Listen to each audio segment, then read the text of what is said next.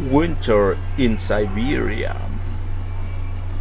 It was only 28 degrees Celsius when we landed in Irkutsk, but that was cold enough to make breathing an effort. The air felt like ice as it scraped the back of my throat. 5 minutes later, I needed a second pair of gloves and pulled my scarf tight over my nose and mouth. I was obviously a beginner at this. At the petrol station, Mikhail, the attendant, laughed when we asked if he wasn't freezing. He'd spent the whole day outside with no more than his forehead and a sheepskin coat for warmth. It was mid-afternoon, and icicles were hanging from his mustache like Dracula's fangs. He said he never drank to stay warm, unlike many others. Vodka. There is a belief in Siberia that enough vodka will insulate you from the cold. It's been proved tragically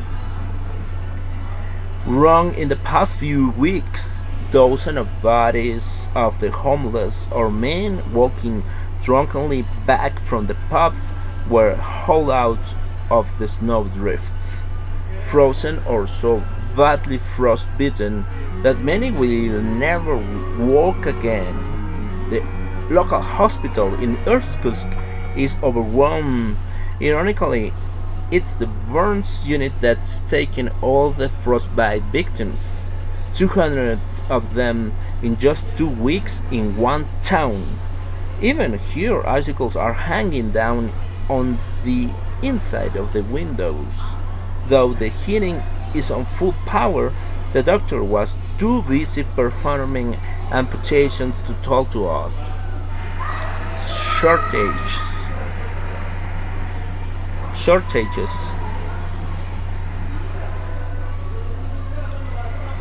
But we could hear the screams from the operating room. They run out of anesthetic after performing 60 amputations that week. The other patients could hear it too, and one girl in the corridor clinging to her mother for support was near to tears. Nastya is only 16. Last week she missed her last bus home, so she walked instead. 7 kilometers through the snow and temperatures of -40. She had no gloves. Now her hands are bandaged and hang down uselessly. She'll find out soon if they'll need to be amputated. She was far from the worst case. In one bed, Nikolai Dubstop lay quietly staring at the ceiling. Underneath the sheets, blood was seeping through his bandages from where his feet and hands had been amputated the day before. He was a truck driver, he explained, with a good job delivering wood, and recently there's been a lot of demand. So he set out to deliver a last load up country. The weather forecast, just 25 in Irkutsk, seemed to suggest that the journey was safe. It wasn't. His truck broke down miles from anywhere, and for 6 desperate hours he fought to repair the axle. He even greased his hands for protection and finally managed to get the truck going again. Somehow he found the strength to drive himself back and straight to hospital, but it was already too late. I asked Nikolai what would happen to him. He just laughed and shrugged. Nikolai has no wife or family in Irkutsk, and invalidity benefit is a pittance. Life in an institution may be the best he can hope for, and he'll almost certainly never work again. Resilience. That incredible stoicism is everywhere.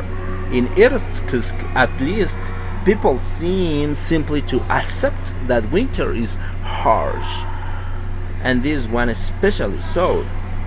It is without doubt the cruelest Siberian winter in living memory. Yet outdoors everything appears to function normally. Even schools reopened as the temperature rose briefly to minus 25. The trams and buses are back on the roads, though everyone drives slowly to avoid skidding on the layers of ice below the grid. The main street bustles with people wrapped in layers against the cold, but even indoors, the chill is inescapable. After her shift as a tram conductor, Natasha Filipova comes home to a freezing house. She shows us the bedroom where ice has built up on the inside walls. She scrapes it off with her fingers, but that has little effect. One night, Natasha says she washed her hair before going to bed. When she woke up, it was frozen solid to the wall. The children are doing their homework in the bathroom, the only room warm enough to sit in.